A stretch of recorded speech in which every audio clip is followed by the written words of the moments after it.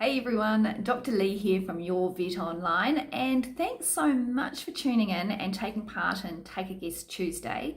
And this week it was an x-ray of a cat, and it seemed to have this very large mass inside its abdomen. And basically the question was, what is it? And the drum roll now, everybody, because the answer is that that cat was actually suffering from what we call megacolon. And what we can see inside that abdomen is actually poo. Yes, feces, or in other words, shit. So I guess you're wondering how and why a cat would suddenly start to form all this feces and not poop it out. And that's a very good question. There's actually two types of ways that this can happen. For some cats, it's actually idiopathic, like we have no idea why it occurs, and basically they just start to get this problem. And that can be extremely frustrating for many people. Often this is the case in cats that are between the age of 5 and 9. And yeah, to this day, we still struggle to understand why this occurs. The other reason why this sometimes can occur is if the cat has actually got a pre-existing condition that causes a blockage, meaning that it can't actually defecate. So that could be perhaps they've had a fractured pelvis, perhaps there's a tumor there, or any other thing that's making that passage in the pelvis a lot smaller so that they're unable to defecate. Some of the signs that we see when a cat might be having trouble defecating, and these can actually be quite hard to tell, especially if you're in a multi-cat household, but you might see them straining. They're always trying to defecate. They possibly have a decreased appetite because they are becoming full, like the stomach is getting pressed upon with all this build-up in their back end that there's nowhere to put the food.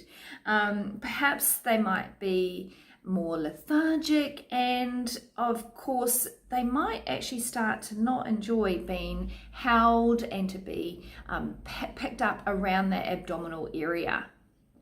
So when we're looking at diagnosing something like megacolon, we have do what we've just done in this case, and that's take an x-ray and to see exactly what's going on there.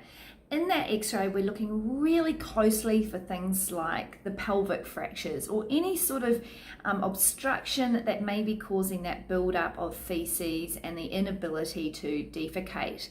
The other thing that we often do is take lots of bloods and check for electrolyte problems and other potential issues there that could be causing this, water to be removed from the system. Right, and now let's get to the treatment. So it really does depend on what the initial cause was. If it's something to do with a metabolic abnormality, then we're going to need to sort that out. So there might be things that we have to do related to that. First and foremost though, we usually put these cats on plenty of fluids, so IV fluid, and we have to remove that whole area of buildup of feces. So we do a enema.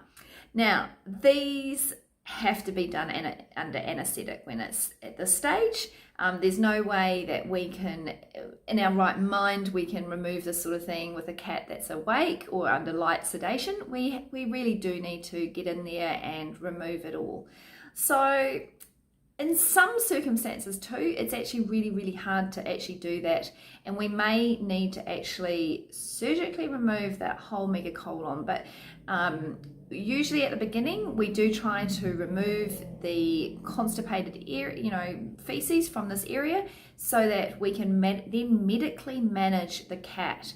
Now, in the old days, we always used to say, oh, look, you put them on a high fiber diet, things like Metamucil, psyllium husk, that sort of thing. However, now we're not tending to do that. Now what we're doing is giving them what we call a low residue diet. And that's something that if your cat's being managed this way, your vet will take you through exactly what you need to do. If you have issues and you still want to have a discussion with that, feel free to get in touch with us, and we can talk about your specific circumstances in that respect. But the old days of, jamming full of psyllium and all that sort of stuff is long gone. We often also use things like lactulose that helps remove and get the gut going to try and help, keep that prokinetic action happening. Other drugs are used for this as well. So it's a multifaceted treatment program, and we try to do this before we go into the more in-depth steps such as surgery. Because sometimes this is actually an idiopathic problem with the actual bowel, meaning that there is actually something wrong with the bowel itself and it's just won't function ever again. So pretty much it just remains flaccid. There's no peristalsis, which is able to move the feces through the system. So we may do surgery where we remove part of the bowel, which is a subtotal coelectomy. Or we might remove all of that colon, and that's called a total coelectomy. So regardless, what we're doing is removing the affected part of the bowel and making sure that we then attach the area that is still working back to the rectum, and so that the feces passes straight through without going through that colon area. If the cat is having these problems because it's got maybe a previous fracture in the pelvis, then there's always the option of either removing that little area that's causing the problem. So it might be a refracture and repair, or it might be removing some of the spurs or whatever's causing the problem there. That's always an option too. The biggest problem we find is that if you aren't onto this pretty quickly and you leave these cats in a state where their colon is stretched and in this big megacolon state, if it's if it's like this for more than 4 to 6 months, then we can look at permanent damage, and that's when you actually need to do surgery to make sure that because this colon just doesn't get back its function. Basically, it's stretched so much that it loses all ability for peristalsis to occur. After surgery, what we generally notice is that there may be some diarrhea or what I call soft serve stools. So often we never quite get back to normal feces, like normal firm feces. But in the scheme of things, this is a great, even if this is the case, it's still much better than a cat that's uncomfortable and not coping and unwell. The good news is that after surgery, most of these cats live an absolutely wonderful life with no further big issues.